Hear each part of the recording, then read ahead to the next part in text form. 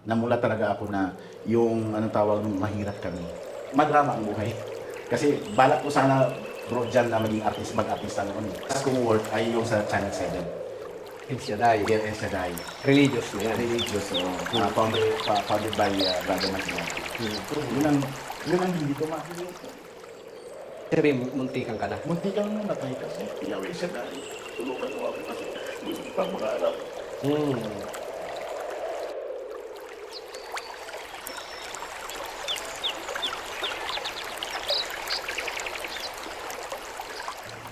Assalamualaikum warahmatullahi wabarakatuh. Waalaikumsalam warahmatullahi wabarakatuh. Basta, bro. Alhamdulillah, bro. Alhamdulillah. Alhamdulillah. Kumusta brother Said? Alhamdulillah, brother Jam. Pag nakikita ko bro, parang magaan ang pakiramdam ko eh. Alhamdulillah kasi ang Said nga is happy. Ang Said. Oo, happy talaga ang Said. Kagaya mo, pag nakita kita, alhamdulillah talagang maliwanag yung mukha mo, ang ganda ng suot mo, alhamdulillah. Talagang as in, baka branded naman yan. Alhamdulillah.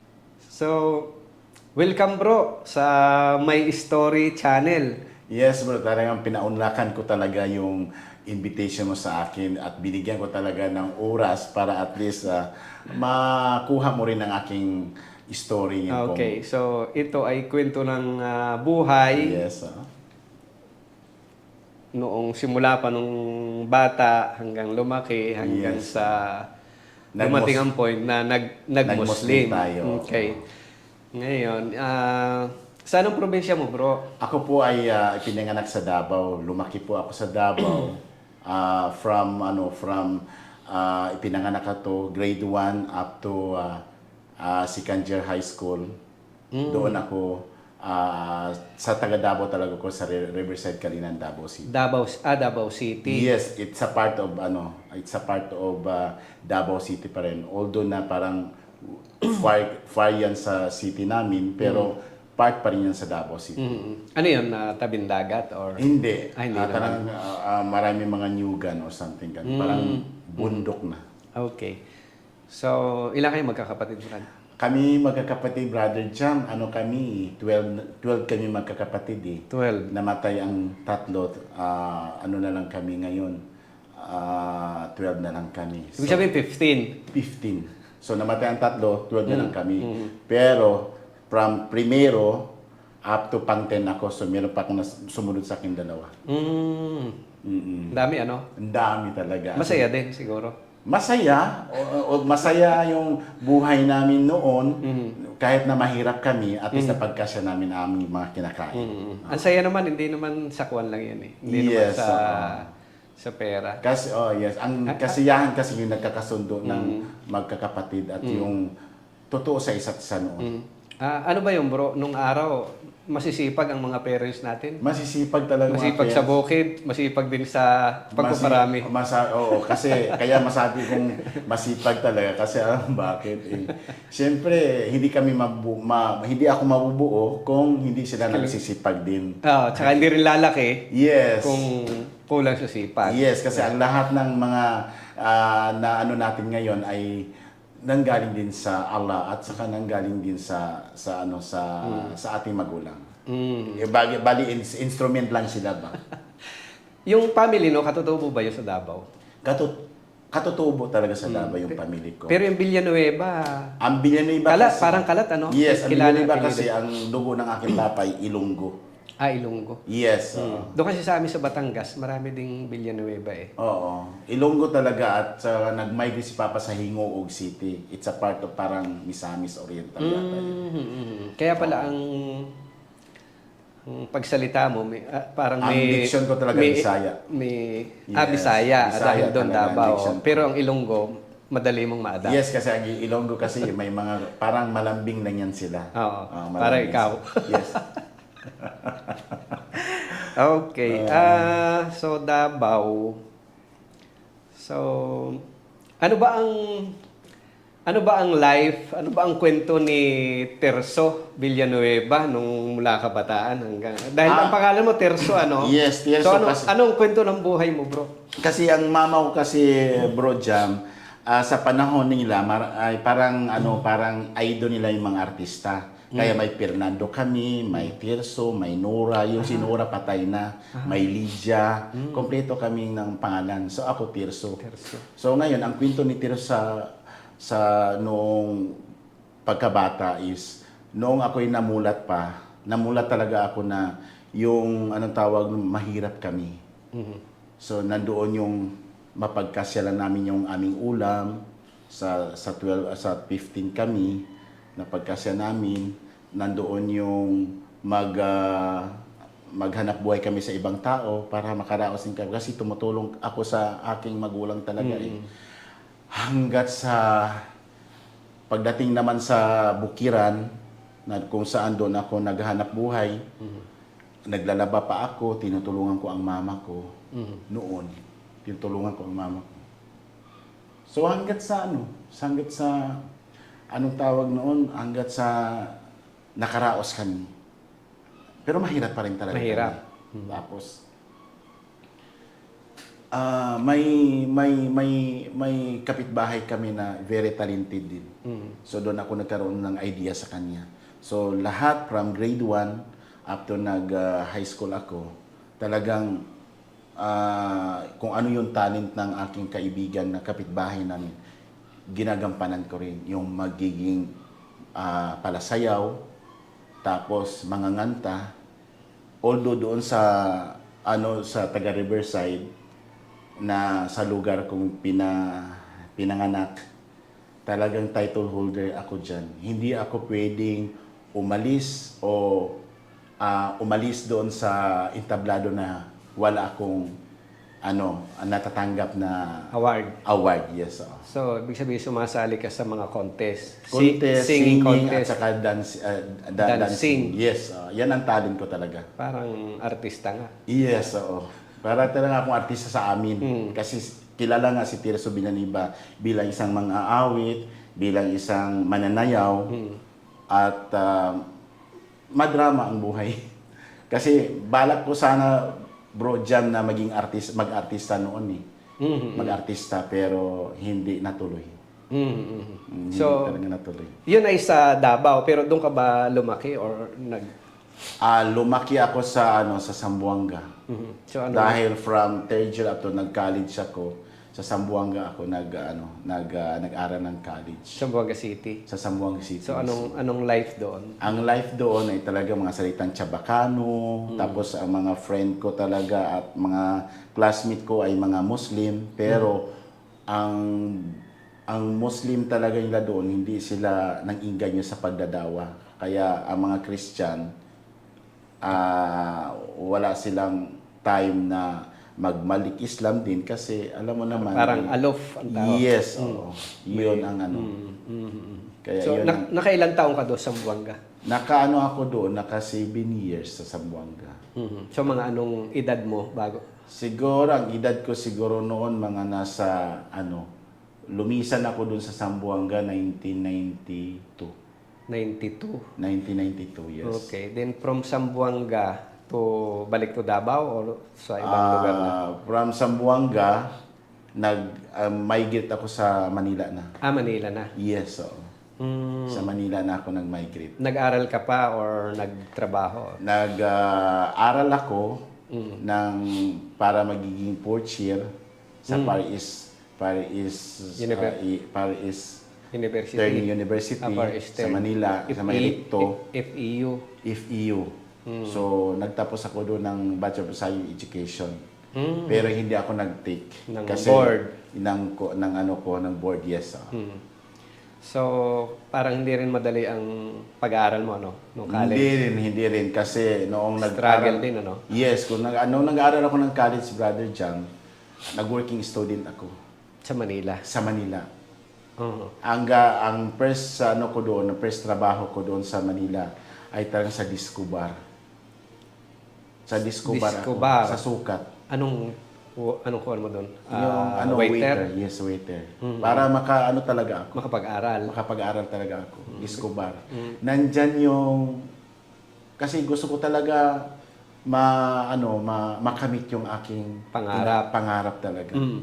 So, nandyan yung madaling araw ako umuwi.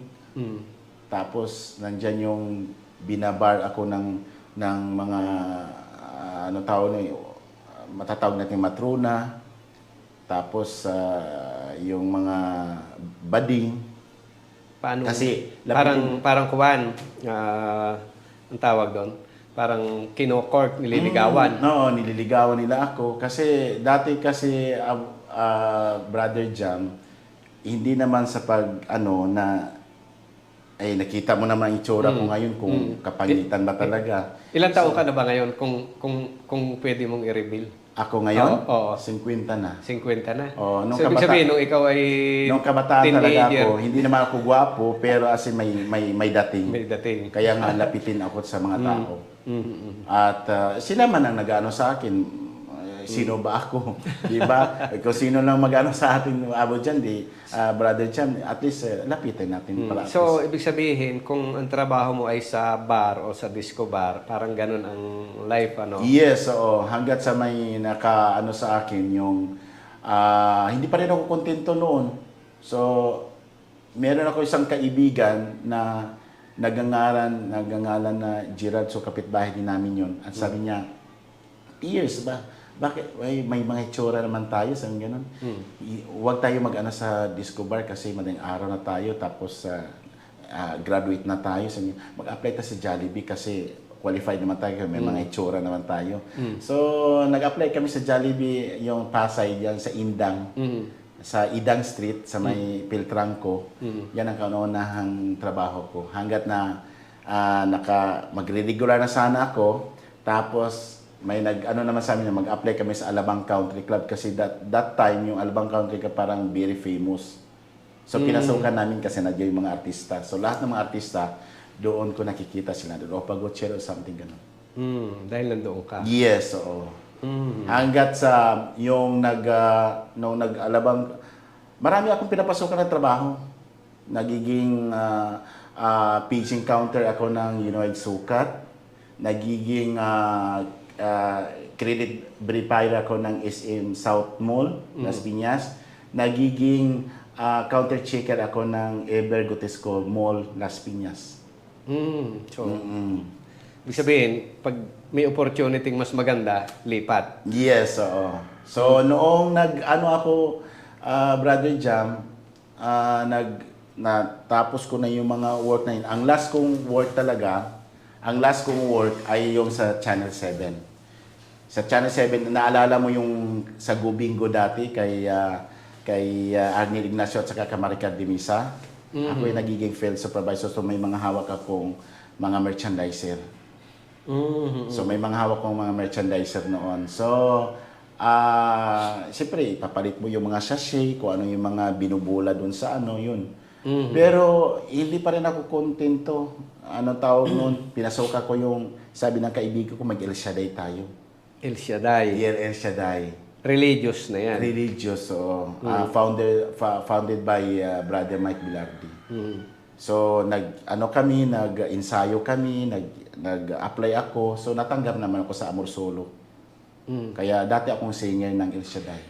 So ibig sabihin, hindi para mag-member lang na as religious. Kinakailangan dadaanin mo yung screening. Hindi. Ibig sabihin, nag-apply kayo doon dahil kayo ay magpe-perform. Yes, magpe-perform. So natanggap naman ako. Choir ng Yes, parang choir ng El Shaddai. El Shaddai. So lahat ng siyempre na-apply ko rin yung talent ko. Yung aking pagka-choreo noon. Tapos yung aking mga nganta, mananayaw, na-apply ko doon kasi diyan sa El Shaddai, more on singing, also dancing. Ayun yun. May dancing din. May dancing yun. Kaya nga, lahat ng kanta kinakailangan kaya mong isayaw. At siyempre may mga director din. Ibig sabihin, naging full-time ka na doon? Full-time. Nakailan taong ka doon? Siguro from 1999, from anong tawag no 1994 up to 1998. Matagal din. Pero more on process din yun kasi nung nag-ano din ako, wala akong contentment sa buhay. So, yung kaibigan ko, parang umasinso na kasi medyo anak siya ng ano eh. May kaya din eh. So, may coach sila. So, siya ang inspirasyon ko. Gusto mong Maging ganyan din sa ganyan kanya ang na status. may bahay, hindi nangupahan. Kasi nangupahan ako dati. Tapos, may sasakyan. So, nag-ano pa rin ako talaga. So, may nakadiscover sa akin kasi yung isang kaibigan ko pa din ay lapitin din siya ng matrona at saka ano ba, at saka yung ano tawag noon, yung mga bading. mga bading. So, pinasok ako sa anong tawag noon sa isang bar din. Sa bar ulit. Sa bar ulit na. Balik- Balik naman ako sa Balik bar. Na sumasayaw ako doon. Ang pangalan ko Jericho. Jericho. Yun ang mga code name namin, Jericho. So, iyon. So, kung sumasayaw sa bar, mga lalaki, di, ang tawag doon? Cool boy. Macho dancer. Macho dancer. Kaya alam ko din yung Bisaya talaga. Pero sinikmura ko yun kasi parang Dahil gusto mong mangarap. Na maabot ko yung pangarap. Ang inspirasyon ko na magkaroon ng house in that. Sa kuwan kasi bro, sa life ng hindi Muslim, walang kuwan eh, parang walang mga boundary na Yes, parang sige lang kung Sige lang. Lucky go lucky. happy go lucky. Yeah, parang Kung saan may kita, so walang Oo. parang wala kang Although may takot tayo, Hindi masyado. although may hindi masyado, hindi tayo aware ba. Basta happy go lucky tayo. Anong so sa gabi trabaho? Sa gabi trabaho. So marami na akong pera noon. Dahil Kasi ang nagbabay sa aking apartment, yun na yung bading. So, anong gagawin ko? Lapitin talaga ako ng matronat sa bading noon. May mga babae naman ako doon, pero pling-pling naman din.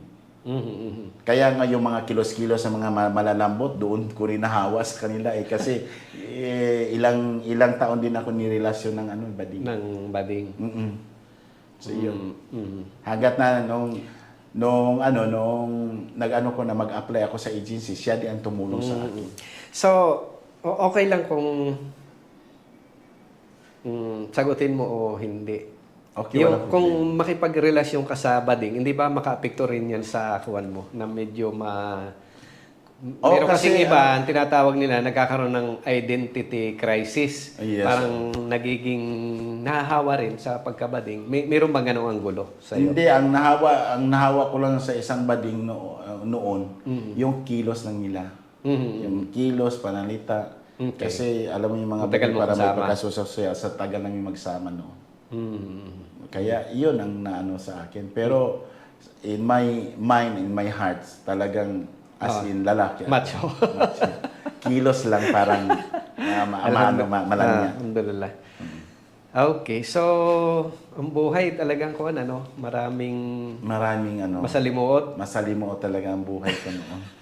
Parang as in, nakakaiyak, pero pinipigilan ko lang din siya. Kasi, yung kanina, nabanggit mo, yung hirap ng buhay, siyempre makaka-relate ako dyan. Dahil siyempre mula din kami sa mahirap na family. Yung pagkakasyahin mo ang Yes, maliit na kung anong meron sa family. Yes, Pero sa bandang huli, ma-recall mo, nakakatulong din niya. Siyempre, alam mo ang pagbabudget, kahit papano, alam mo ang bawat maliit na bagay, napapahalagahan mo. Yes. Yung bang hindi ka mapag-aksaya. Dahil pinagdaanan mo eh. So, may positive effect din yan sa life, bro. Kasi, although, pag nirecall natin, mahirap. yes, kasi ang buhay nga natin talaga dati na kahit na may inano talaga tayo, may hinahanap talaga tayo. Although, naranasan ko na marami akong pera, tapos may sa akin, naranasan ko rin binugbog ako.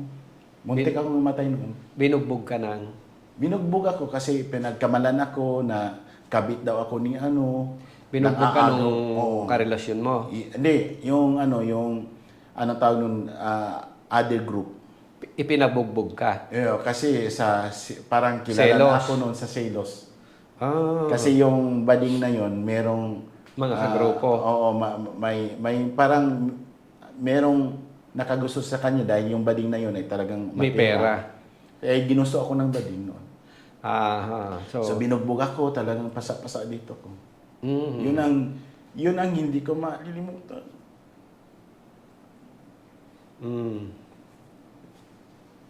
Yun. Ibig sabihin, muntikan ka na. Munti ka nang mamatay kasi